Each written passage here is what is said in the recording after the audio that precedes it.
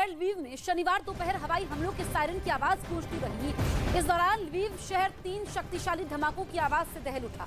धमाकों के बाद लवीव पर धुएं का गुबार उठता दिखाई दिया।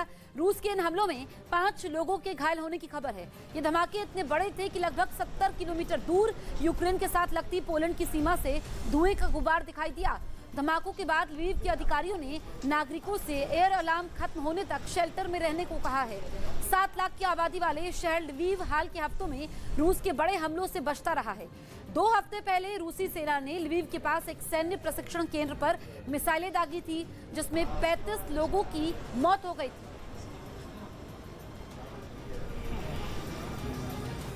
इस युद्ध में यूक्रेन की हालत बहुत ज्यादा खराब हो चुकी है। अगर यूक्रेन के दावों की माने तो इस युद्ध में अब तक करीब 150 बच्चों की जान गई है और 172 बच्चे घायल हो गए हैं। कीव में 64 बच्चों की मौत हुई है, खार्किव में 43, डोनेस्क में 43, चर्निहाइव में 32, माइकोलाइव में 24, खेरसोन में 15 और सुमी में 14 बच्चों की मौत हुई है। यूक्रेन का दावा है कि रूस के मिसाइल हमलों में 566 स्कूल नष्ट हो चुके हैं। यूक्रेन की सेना ने एक वीडियो जारी कर दावा किया कि कीव के बाहर रूसी सेना के टैंक को तबाह किया जा चुका है। भारी संख्या में रूसी टैंकों को यूक्रेन ने अपने कब्जे में ले लिया है। रक्षा विशेषज्ञ भी बता रहे हैं कि इस युद्ध में रूस को भारी नुकसान उठाना पड़ रहा है। यूक्रेन के रक्षा मंत्रालय ने यूक्रेन की उन महिला लड़ाकों की तस्वीर शेयर की है जो रूसी सेना के खिलाफ इस जंग में शामिल है। यूक्रेनी सेना ने इस तस्वीर को यूक्रेनी सेना की लड़कियों और खूबसूरती और शक्ति जैसे टाइटल दिए हैं। सिर्फ यही नहीं, यूक्रेनी सेना ने कीव के बाहरी इलाकों में लड़ रहे उन अमेरिकी लड़ाकों का वीडियो भी जारी किया है। यूक्रेन के रक्षा मंत्रालय के मुताबिक ये कीव क्षेत्र में युद्ध के मैदान में वो अमेरिकी स्वयंसेवक हैं जिन्होंने 1 महीने से रूस के कब्जे में रहे एक गाँव को आजाद कराया है। यूक्रेन की सेना ने कुछ वीडियोस के द्वारा दिखाया है कि अमेरिकन वॉलंटियर्स लड़ाई को ज्वाइन कर चुके हैं। मैं वैसे बता दूं, काफ़ी और वॉलंटियर्स भी आए हैं। इवन इंडिया से भी कुछ लोगों ने वॉलंटियर करने की बात करी है, लेकिन अभी तक शायद वो जा नहीं पाए हैं। इस तरह के की इंफॉर्मेशन और प्रोपोगंडा वॉरफेयर लड़ाई में होना बड़ी जायज़ बात है और मुझे लगता है कि यूक्रेन वही कर रहा है। ये रूसी सेना पर ताबड़तोड़ गोलियां बरसाता यूक्रेन की सेना का एक टैंक है। यूक्रेन का दावा है कि इस टैंक को उसने रूसी सेना की एक टुकड़ी से छीना है। उसके अलावा यूक्रेन के रक्षा मंत्रालय ने एक और वीडियो भी जारी किया है। इस वीडियो में कीव से कुछ दूरी पर रूसी सेना के चलते हुए टैंक्स और वाहन देखे जा सकते हैं।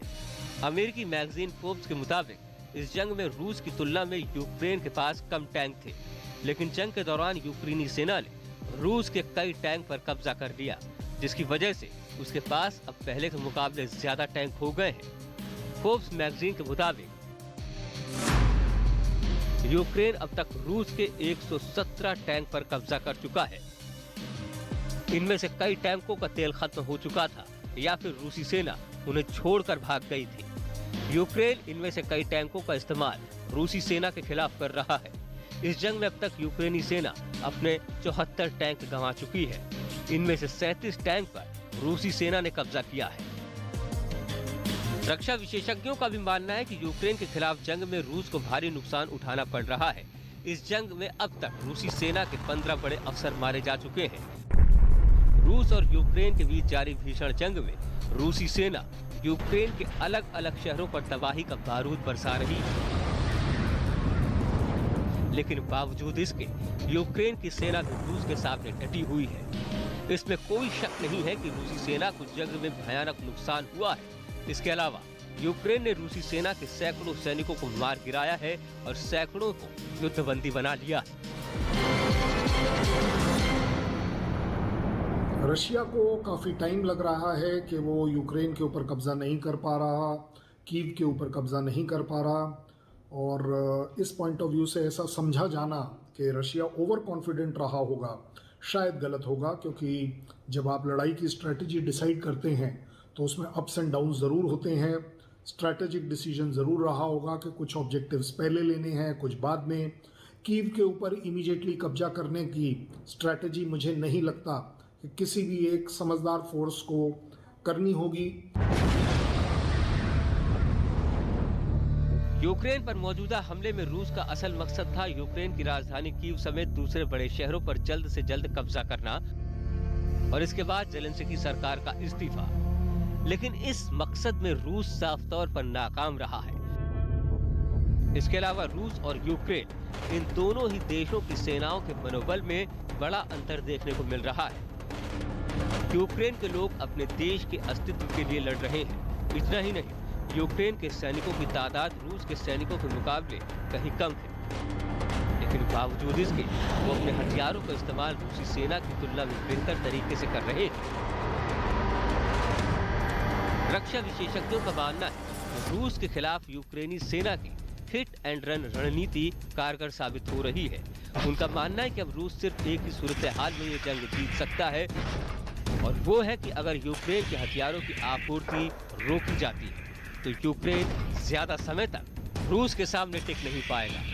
लेकिन ऐसा होना मुमकिन नहीं दिख रहा है, क्योंकि अमेरिका समेत दुनिया के कई और देश यूक्रेन की सेना को लगातार हथियार मुहैया कर पा रहे हैं। यानी ये जंग अभी लंबी खिंचने वाली है।